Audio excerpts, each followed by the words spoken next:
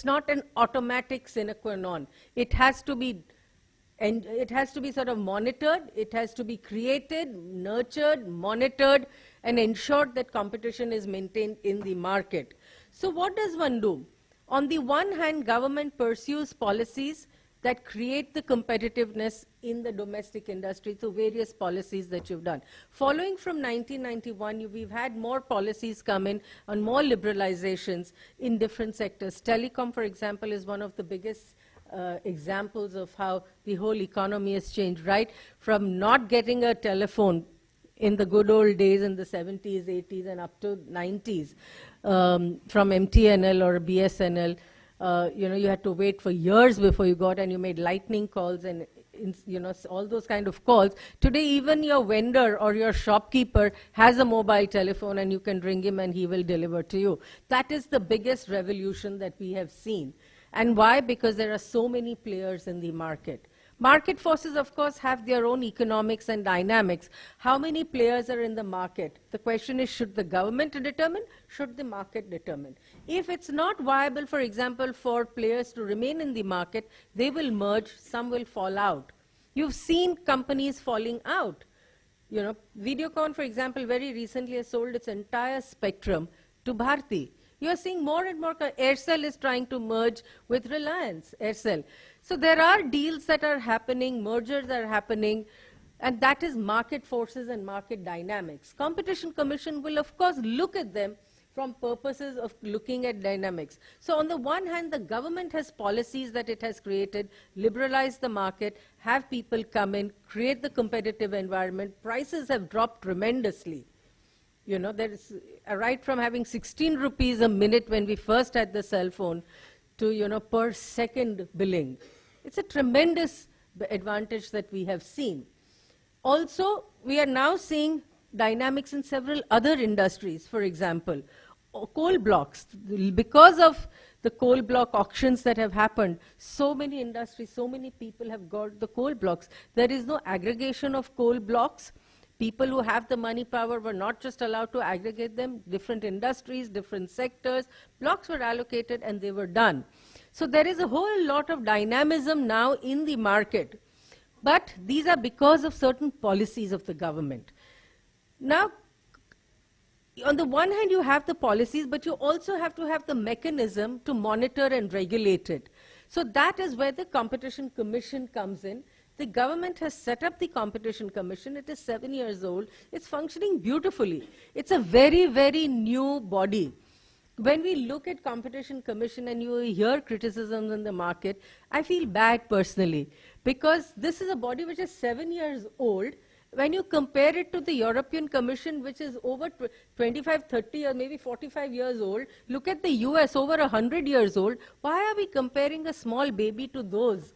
Let the child grow. It's still a child in its infancy. Let it grow. And yet, within the 7 years, fantastic economic analysis has been done. They've made their presence felt. And there is a whole lot of awareness in business that, you have to be responsible citizens as far as the consumers are concerned. So what also happens is that when you have policies and instruments that the government comes up, the 7 principles or 8 principles which Mr. Kumar has said, those need to be kept in mind when formulating the policies. And policies that have already been formulated need to be tested on the touchstone of these principles. For example, when we talk of policies and actions must prevent must encourage competitive conduct, let me put it that way. What will you do? Liberalization. You've seen already FDI caps going, e-commerce, retail. You can see ease of doing business. So many steps have been taken place. Those are all policy decisions. Separation of regulatory mechanism with the licensing. You had the DOT, which was all pervasive. You now have TRAI, DOT as the licensor, and then you have the operator. So you have the BSNL, the MTNL playing along with the other players in the market. That's a huge change even for the government to make when they did. Fair market resources, you're going to test everything on public interest at the end of the day. You have to have competitive neutrality. There was a huge move at times where you wanted to prescribe standards for software. Should you have, for example, just proprietary software, or would you have open software? There was a big debate at a point of time. The ITS industry, there was a huge debate. Why would the government in a tender prescribe have only open standard software? Let everybody compete. Whichever you find the best is what you select at the end. You get the best software at the best price. More competition, the better the prices that you would get, and better innovative performance. Fair pricing. Third-party access, again, is a very big thing. For example, access to pipelines. It's the PNGRB who has the mandate to ensure that the newer players or the players who are there in the oil and gas sector have access to the pipelines are mostly owned by the government, by Gas Authority, by GAIL. Also, you have to see, in one of the cases, the commission, in a merger control case actually, the commission ensured that access to oil tankers for aviation fuel was made available to the other newer players in the market. These oil tankers were owned by the large national oil companies. They were merging, setting up new joint venture companies. They said, fine, you set those up, but please give access to the smaller players to your oil tankers. So that's a very important thing that they have done. Public policies and programs must be all tested on these 7 principles. What does this therefore mean in terms of realities, in nitty-gritties as one would say? I would say let's look at that all these principles are principles that you keep in mind. But when you are having policies, for example, one has to be careful that there are no clauses in tenders or policies that either restrict the ability of somebody to provide goods or services, or how many limit the licenses and permits that are being granted, or limit the number of firms that are permitted therefore to enter. Creating all these barriers should not come. We are in a liberalized economy now. Do not create more barriers. Please don't limit the ability of suppliers to compete more. And that could happen even involuntarily by setting standards which only 2 companies can meet. And that's quite often that we are seeing it in tenders, Or there'll be relaxation of something that happens after the tenders have put so that somebody else can come in. I think these are all matters that create stresses around. Do not reduce any incentives for suppliers to compete. Do not create, the policy should not create regulatory or any policy barriers, or limit the choices and information available to customers. Ultimately, all this that the government procures or does is for the customers. And as I think Dr. Shah said very eloquently, what is it that you ultimately want when the government has conflicting objectives? We do appreciate that. On the one hand, you want to get the big bang for your money. If you have vaccines to buy, what price should you buy? How should you buy? Your outcome that you want to achieve is maximum number of children to be inoculated. How will you do that? You have a competitive bidding process.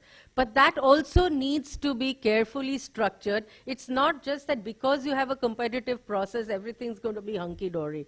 As Dr. Gowri has pointed out, there are many pitfalls, even in a bidding process, that you need to be careful of and you look at. So when you structure the RFP itself, various factors will have to be taken care of based on, at least we have some guidance today basis the decisions of the commission. Of course, human mind is always ingenious, and a lot of bidders will come up with a lot of new things as always. But who thought that in electronic bidding and in a reverse bid, people will just not bid? Can you imagine 20 players sitting across the country, all of them decided not to bid for the same reason? The prices were too low. I mean, that's ridiculous.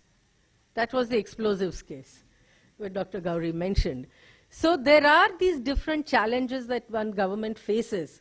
And it's not easy for the government to balance different priorities that happen, protecting public sector or giving a preference in procurement to public sector. That's completely antithetical to, competition law or any competitive policy that you would have.